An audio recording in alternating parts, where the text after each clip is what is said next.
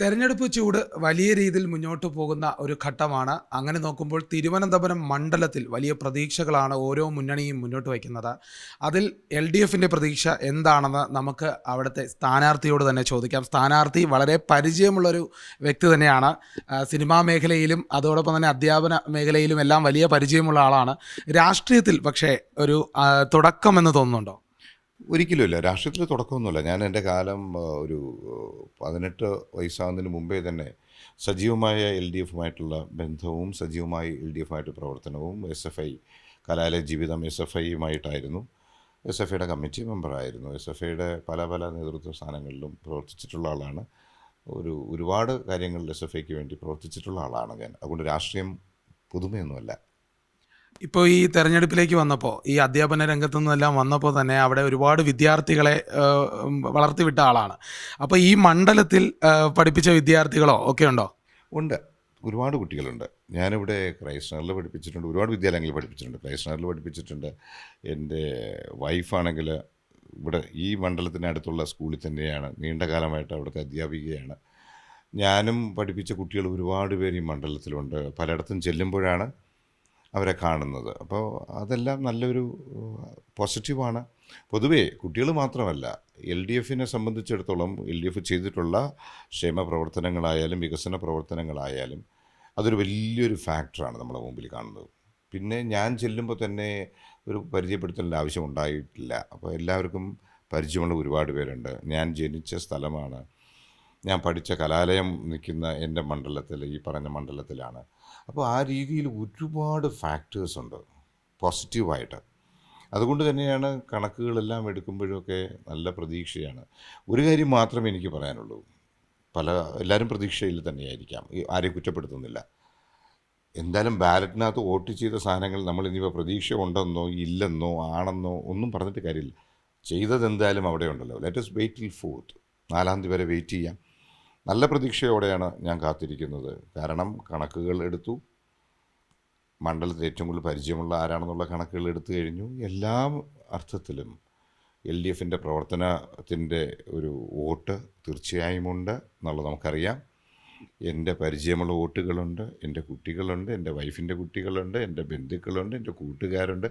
ഒരുപാട് തരത്തിലുള്ള factors favours me. ഇതെല്ലാം ഉണ്ടെങ്കിലും വേറെ ഒരു കാര്യം കൂടിയാണ്. ഇപ്പോൾ തെരഞ്ഞെടുപ്പിൽ UDFിന് വലിയ പ്രതീക്ഷയാണ്. വിജയം ഉറപ്പിച്ച മട്ടിലുള്ള ഒരു പ്രതീക്ഷയാണ്. അതോടൊപ്പം BJPയുടെ സ്ഥാനാർത്ഥി, BJP കോർ കമ്മിറ്റി യോഗത്തിലെല്ലാം ചർച്ച നടന്നത് BJPക്ക് വലിയ അട്ടിമറി സാധ്യത ഇവിടെ ഉണ്ടെന്നാണ്. അങ്ങനെയൊക്കെ നോക്കുമ്പോൾ ഈ പ്രതീക്ഷ എല്ലാവരും പങ്കുവയ്ക്കുന്നതിൻ്റെ ഭാഗം മാത്രമാണോ, അല്ലെങ്കിൽ എന്തെങ്കിലും ഒരു സാധ്യത കൈവിട്ടു പോകുമെന്ന് എവിടെയെങ്കിലും തോന്നുന്നുണ്ടോ? ഇല്ല, ഞാൻ പറഞ്ഞല്ലോ, പ്രതീക്ഷ എല്ലാവർക്കും ഉള്ളത് നല്ലത് തന്നെയാണ്. ഒരിക്കലും ആരെയും ഞാൻ ഈ ഇലക്ഷൻ്റെ തുടക്കം മുതൽ ഇതുവരെയും ഞാൻ ഒരു സ്ഥാനാർത്ഥിയെ കുറ്റപ്പെടുത്തുകയോ ഒരു മുന്നണി കുറ്റപ്പെടുത്തുകയോ ഞാൻ ചെയ്തിട്ടില്ല. പിന്നെ നേരത്തെ പറഞ്ഞാൽ UDFിൽ അവർ മുഖ്യമന്ത്രിയാണല്ലോ. അവർക്കിപ്പോൾ ആവശ്യം, ബാക്കി റിസൾട്ടിന് മുമ്പേ അവർക്ക് മുഖ്യമന്ത്രി ആവശ്യമുള്ള ഒരു പാർട്ടിയായിട്ടാണ് ഞാനല്ല പൊതുജനം തന്നെ വിലയിരുത്തുന്നത്. അതിനെക്കുറിച്ചൊന്നും ഞാൻ കൂടുതലൊന്നും പറയുന്നില്ല. ആരെ കുറ്റപ്പെടുത്താനല്ല ഞാൻ ആഗ്രഹിക്കുന്നത്. BJPയുടെ ആയിക്കോട്ടെ, ഇവരെല്ലാവരും എൻ്റെ സുഹൃത്തുക്കളാണ്. ആരെയും ഞാൻ കുറ്റപ്പെടുത്തുന്നില്ല. കണക്കുകൾ വരുമല്ലോ. അതാണ് ഞാൻ നേരത്തെ പറഞ്ഞത്. ബാലറ്റിനകത്ത് കിടക്കുന്നതിനകത്ത് നമ്മൾ ഇനിയിപ്പം ആണെന്നോ അല്ലെന്നോ പറഞ്ഞതുകൊണ്ട് അത് മാറാൻ പോകുന്നില്ലല്ലോ. Already done. Let us wait till 4th. ഞാൻ നല്ല പ്രതീക്ഷയിലാണ്. പോസിറ്റീവായിട്ടുള്ള കണക്കുകൾ എൻ്റെ കയ്യിലുണ്ട്. Let us wait and see. പിന്നെ ഒരു കാര്യം, ഈ രാഷ്ട്രീയമല്ലാതെ തന്നെ ഒരു സിനിമാ താരമാണ്. അപ്പോൾ അങ്ങനെ വീടുകളിൽ വോട്ട് തേടിപ്പോയപ്പോൾ സിനിമാ താരത്തെ കണ്ടതിൻ്റെ ഒരു എക്സൈറ്റ്മെൻറ്റ് ആരെങ്കിലും പങ്കുവച്ചിട്ടുണ്ടോ? അല്ല, സിനിമാ താരമല്ല, ഫിലിം ആക്ടറാണ് ഞാൻ. ഒരു താരം എന്നുള്ള ഒരു പരിവേഷമല്ല എനിക്ക്. കാരണം വെച്ചാൽ താരം എന്ന് പറയുന്നത് അങ്ങനെയല്ലല്ലോ. മലയാളത്തിൽ താരങ്ങളെക്കാളേറെ, ഞാനെപ്പോഴും പറയാറുണ്ട്, മലയാളത്തിലെല്ലാം അഭിനേതാക്കളാണ് കൂടുതലും കാണുന്നത്. താരങ്ങളെക്കാൾ എനിക്ക് മനസ്സിലാകുന്നത് അഭിനേതാക്കൾ. എല്ലാ താരങ്ങളും അഭിനേതാക്കളായിട്ടാണ് മലയാളത്തിൽ കാണുന്നത്. എന്തായാലും അത് ഒരു വശത്ത്.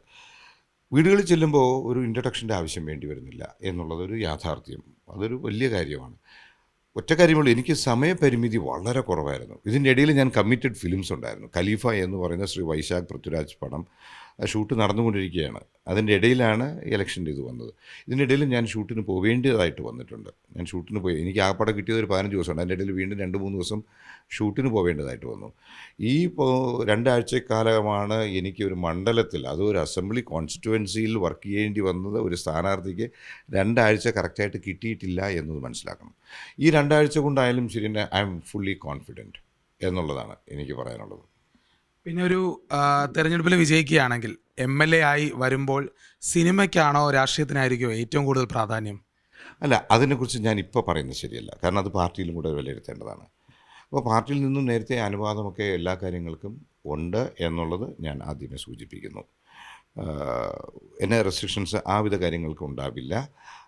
ക്ഷേമ പ്രവർത്തനങ്ങൾക്കായിരിക്കും, യാതൊരു സംശയവുമില്ല. I am with the public. എന്നെ വോട്ട് ചെയ്തവർക്ക്, എൻ്റെ കോൺസ്റ്റിറ്റ്യുവൻസിയിൽ ഞാൻ ജയിച്ചു വരുമ്പോൾ അവർക്ക് കൊടുക്കുന്ന പ്രാധാന്യത്തിൻ്റെ അത്ര പ്രാധാന്യം മറ്റൊന്നിനും കൊടുക്കാൻ എന്നെ തിരഞ്ഞെടുത്തവർക്കോ, തിരഞ്ഞെടുത്തു കഴിഞ്ഞാൽ പിന്നെ തിരഞ്ഞെടുത്തവരല്ലാത്തവരെന്നില്ല, രാഷ്ട്രീയത്തിനും എല്ലാത്തിനും അതീതമായി എല്ലാവരോടൊപ്പം പ്രവർത്തിക്കുക എന്നുള്ളതാണ് ഞാൻ പഠിച്ചിട്ടുള്ള ധർമ്മം, എൻ്റെ പാർട്ടി പഠിപ്പിച്ചിട്ടുള്ളതും. അപ്പോൾ അതനുസരിച്ച് പ്രവർത്തിക്കാൻ തീർച്ചയായും ബാധ്യസ്ഥനായിരിക്കും. തീർച്ചയായും വളരെ നന്ദിയുണ്ട്. ഏതായാലും വലിയ പ്രതീക്ഷകളോടെ തന്നെയാണ് മുന്നണിയിലെ സ്ഥാനാർത്ഥി. ഏതായാലും ഇനി വിജയിച്ച് വരുമ്പോൾ ക്ഷേമ പ്രവർത്തനങ്ങൾക്ക് വലിയ പ്രാധാന്യം കൊടുത്ത് നിൽക്കുമെന്ന് തന്നെയാണ് പ്രതീക്ഷയോടെ പറയുന്നത്.